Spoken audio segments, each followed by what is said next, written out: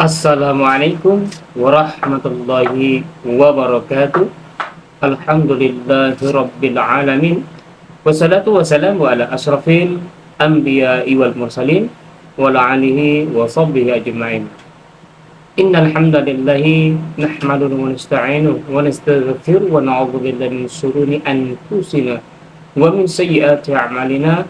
May yahdihillahu fala mudilla lahu wa may yudlilhu fala hadiya lahu.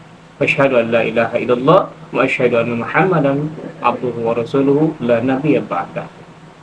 Faqala Allah Ta'ala fil karim, a'udzu billahi minasyaitonir rajim. Bismillahirrahmanirrahim. Wa man nasra illa min 'indillahi azizil hakim. Shadaqallahul azim. Halo, berjumpa lagi bersama saya Samil Tutor dalam sebuah channel yaitu Pengobatan Tibbun Nabawi, pengobatan oleh Rasulullah, resep-resep herbal alami, herbal HNI dan materi dakwah lainnya, dan juga mengedukatif kepada teman-teman sekalian agar dapat melakukan hijamah. Salawat serta salam mari senantiasa kita berikan kepada Nabi kita, Nabi Muhammad sallallahu alaihi wasallam.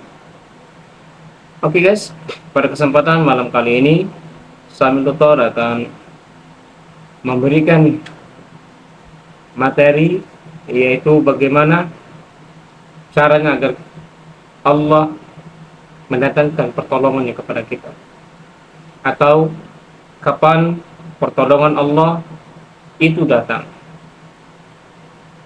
Di dalam mukadimah telah kami bacakan di dalam surat Ali Imran ayat ke-126 yang berbunyi, "Wa man nasru illa min 'indillahi azizil hakim." Tidaklah pertolongan itu datang kecuali dari sisi Allah yang Maha Perkasa dan bijaksana. Salawat dan salam terhaturkan kepada tubuh kita Nabi Muhammad SAW. Aku ditolong oleh Allah dengan diberikan rasa gentar pada hati musuh sejak jarak sebulan perjalanan. Wahai ikhwan fillahi rahimakumullah yang senantiasa menantikan datangnya pertolongan Allah kepada kita semua dalam menghadapi segala macam bentuk perkara-perkara dunia ini, permasalahan di dunia ini, persoalan yang silih berganti, persoalan yang tidak pernah putus, lepas dari satu masalah dan akan menuju ke permasalahan baru. Orang akan mampu menyelesaikan masalahnya, maka masalah yang baru akan menanti agar bisa diselesaikan.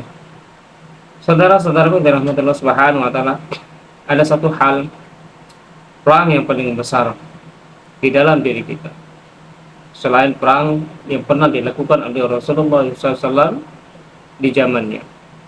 Perang yang paling besar yaitu bagaimana cara kita menundukkan hawa nafsu kita agar tidak menjadikan diri kita sebagai budaknya, dan bagaimana cara Allah mendatangkan pertolongan kepada kita. Yang pertama, ketika kita sakit dan kita membutuhkan pertolongan daripada Allah Subhanahu wa taala. Ketika sakit, ketika orang mengalami suatu musibah, mengalami suatu permasalahan yang sangat berat, maka manusia akan berbondong-bondong datang kepada Allah seraya memohon, berdoa agar setiap ujian yang dia hadapi, setiap permasalahan yang dihadapi oleh manusia itu bisa diselesaikan oleh Allah Subhanahu wa taala. Dengan gampang Allah akan beri pula ketika dia memang betul-betul mengharapkan pertolongan dari Allah Subhanahu wa taala. Dan juga pertolongan Allah itu akan hilang daripada diri manusia. Ketika manusia diberi pada Allah kesenangan, maka banyak orang yang ketika dia selesai dari persoalannya, yang tadinya memohon, berdoa kepada Allah, ketika dia sehat, ketika dia sudah kaya, ketika dia sudah memiliki semua apa yang dia inginkan, maka banyak manusia akan lupa kepada Allah Subhanahu wa taala.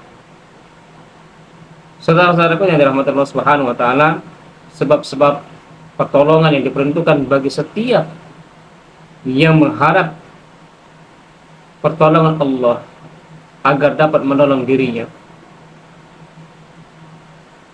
Dengan itu, mari kita senantiasa selalu mendekatkan diri kita kepada Allah Subhanahu wa taala, bertakarub ilallah. Wahai saudaraku kaum muslimin wal muslimat, para mujahidin, pertolongan dari Allah itu ada sebab dan wajib untuk ditempuh. Sangat harus bagi setiap para mujahidin agar senantiasa memiliki sifat sesuai dengan sebab-sebab tersebut semaksimal mungkin.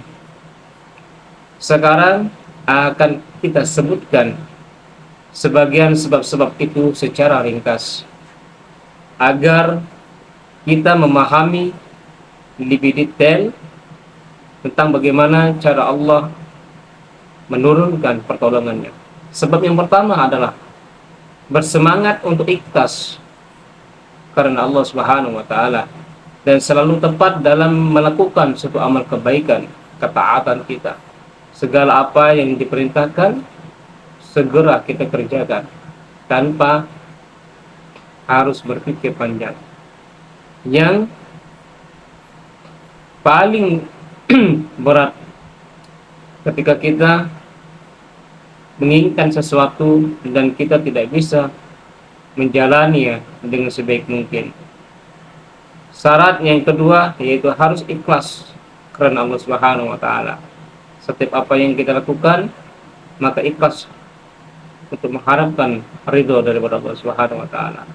Yang ketiga, yakin dengan akidah yang kuat. Kita harus benar memohon kepada Allah Subhanahu wa taala. Allah Subhanahu wa taala berfirman di dalam Al-Qur'an surah Al-Kahfi, di mana arti adalah barang siapa yang mengharap pertemuan dengan Rabb-Nya, maka hendaknya ia beramal saleh dan tidak berbuat syirik kepada Allah. Siapapun dalam beribadah kepada Rabb-Nya. Jadi para sahabat sambil tutor, kalau ingin pertolongan Allah itu datang, maka apa yang menjadi kewajiban kita lakukan, kita jalani, dan apa yang menjadi larangannya maka kita tinggalkan. Disiplin dalam hal ibadah, tepat waktu, ini yang sangat sulit untuk kita kerjakan. Terlalu banyak ujian atau bisikan daripada syaitan laknatullah yang membuat kita jauh daripada Allah. Mari kita sama-sama meminta kepada Allah Subhanahu wa taala, dan sambil tutur juga meminta kepada Allah agar Allah memberikan kemudahan dalam berfastabiqul khairat. Mudah-mudahan tema di kesempatan malam hari ini bisa memberikan sedikit pembelajaran bagi kita. Itu saja yang dapat kami berikan. Akhirul kalam, wabillahi taufiq wal hidayah. Wassalamualaikum warahmatullahi wabarakatuh. Salam hijamah, salam sehat selalu.